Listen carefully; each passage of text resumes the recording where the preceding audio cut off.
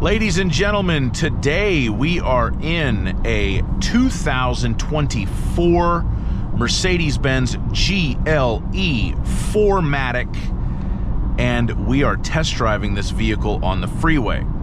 Now, for the most part, this is Mercedes mid-sized luxury SUV, and for the most part, it is a pretty nice car to drive.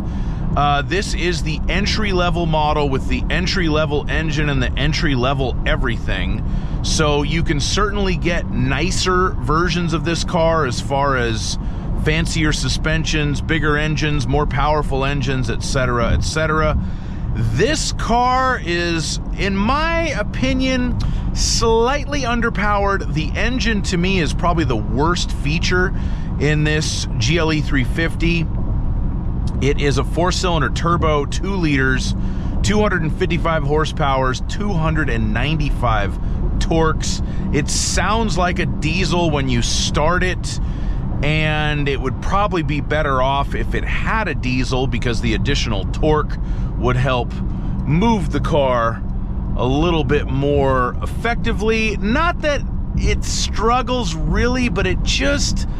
Look, the MSRP on this thing is $77,000, and that is a lot of money for a 2-liter 4-banger that doesn't get north of 300 for either the horsepower or the torque number. And granted, this is a very nicely equipped vehicle. It's got, you know, the premium sound system and the upgraded leather and a bunch of other features, so there is a lot of optional equipment on this GLE 350, and it's beautiful. The interior is beautiful. The creature comforts are fantastic. It is a comfortable car. It's clearly a luxury vehicle, but that engine just lets down the side, as the English would probably say.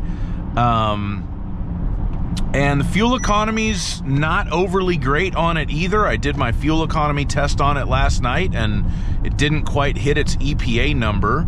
Most cars exceed it, at least by a little bit, because I have my test set up for the car to get really good mileage, but this one couldn't even really meet the number. And, you know,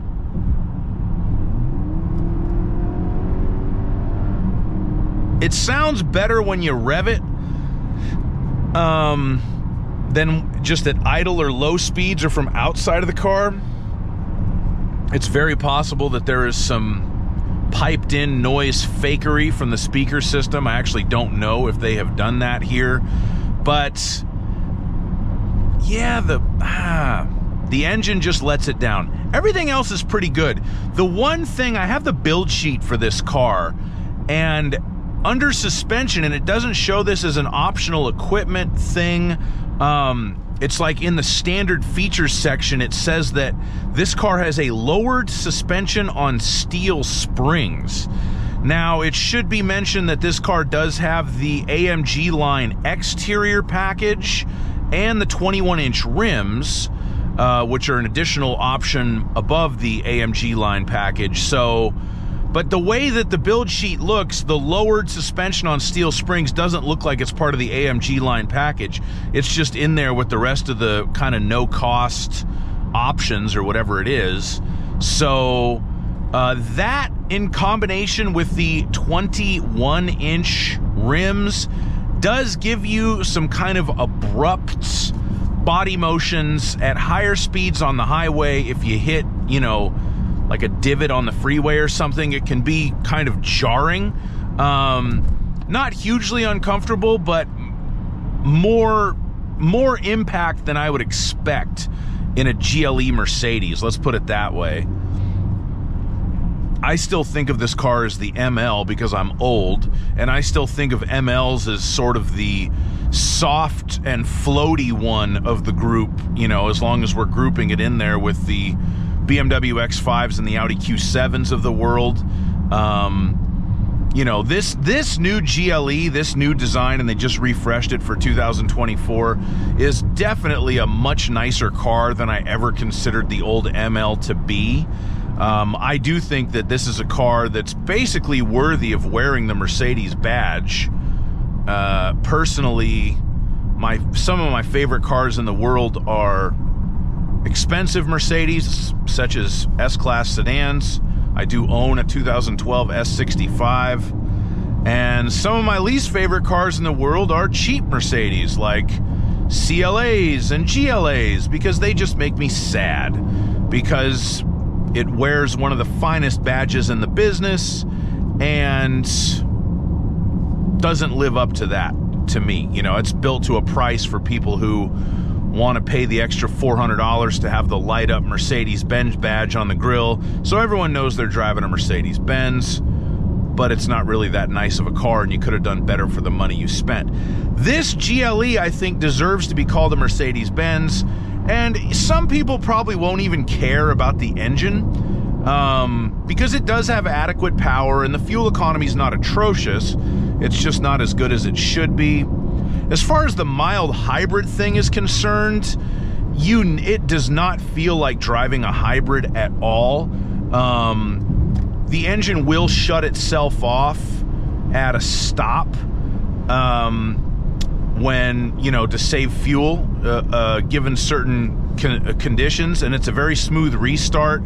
But I think the hybrid in this really only just recoups electrical power to kind of, you know, power the electrical systems in the car, and then just give an acceleration boost occasionally to the gasoline engine, but you never really feel it. It never runs, you know, from a dead stop on pure electricity. It always starts the gas engine to get it moving. But yeah, that is the mild hybrid, quote-unquote, aspect of this car. It is, you know, on a good road, which admittedly the roads in Germany, my understanding is, are mostly good, although I don't know about the roads in Vance, Alabama, where this car was actually built. But on a good road, it is very smooth, despite its lowered steel spring suspension and 21-inch rims. I'm sure if you go up to the higher trim levels, you can opt for air suspension on one of the V6 cars or the V8 cars, and I'm sure that that would give you a smoother ride and probably more long-term repair costs, because God knows things like air suspension can be very expensive to repair when they get older. But in my opinion, they are kind of worth it if you can handle the cost. One thing I love about driving this car is the transmission.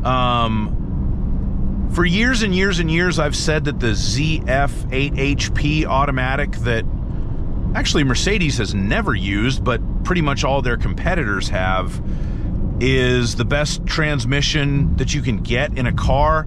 I think I am ready to replace that with the 9G Tronic Mercedes transmission. This transmission is so smooth. It has never put a shift wrong for me. And you can get it behind some pretty powerful cars now. So this might be the best transmission you can buy.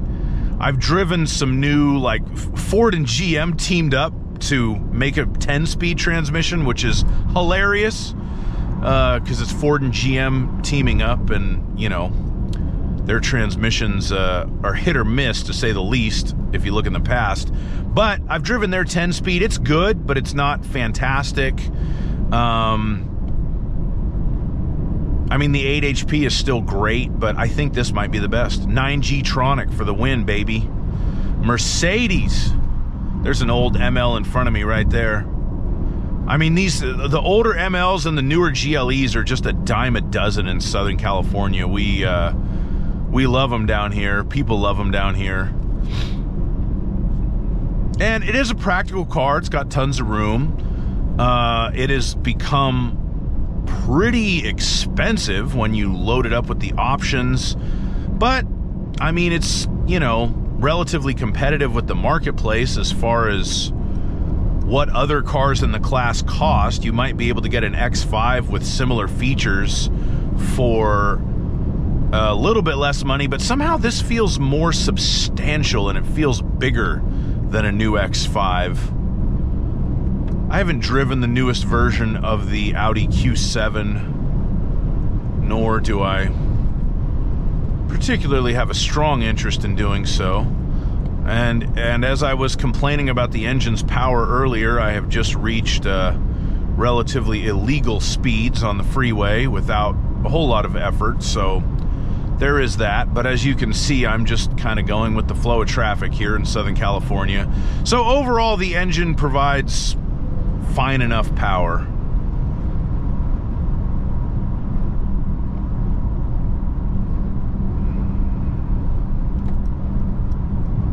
Oh. And look at this. I was going to change lanes. Yeah, this guy's on it. Hyundai Elantra for the win. And that's pretty much what I have to say as far as a test drive on the new Mercedes-Benz GLE 350 4Matic. Nice car. For the soccer moms of the upper class neighborhoods of the world, I think they'll love it.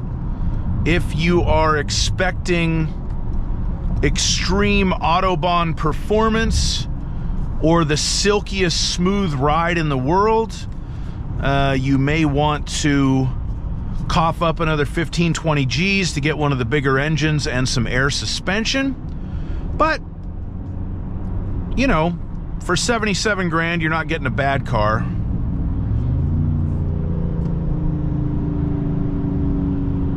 There's a Doge. All right, this is where I want to get off the freeway. Anyway, thanks so much for watching my video.